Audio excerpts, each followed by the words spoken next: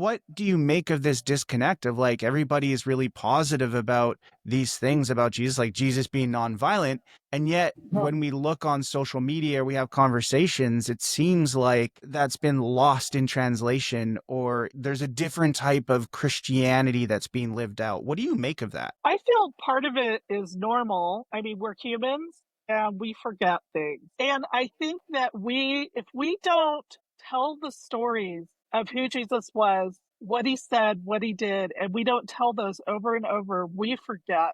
And I think a lot of times we think growing as a Christian, maturing, going to church means knowing the big ideas and the big concepts, being exposed to those in bite-sized pieces that we can write down in our notes or fill in the blanks. And we just forget to tangle with how new Jesus was, how complicated, simple yet complicated, how nuanced his stories were.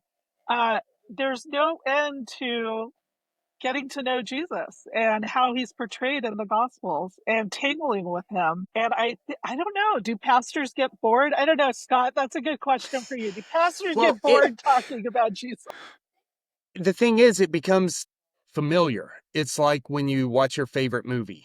And, I'm a big Star Wars fan. I can sit down and watch them, but I've watched them so many times that I found myself at times falling asleep during the movie and waking up and knowing exactly where we're at and what the next line going to be said is, even though I slept through it. And I think that same thing happens when we recount the stories of Jesus.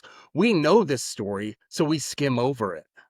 And we just have this culture where, okay, I know the story of Jesus feeding the 5,000.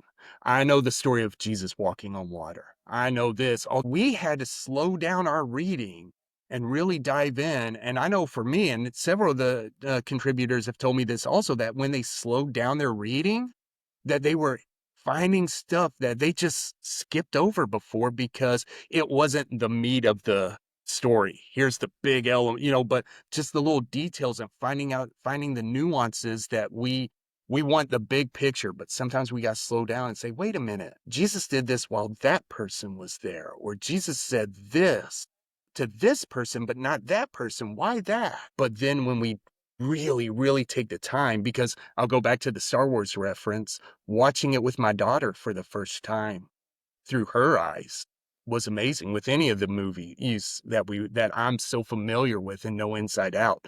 When she sees it new, seeing it in her eyes helps me to see it new.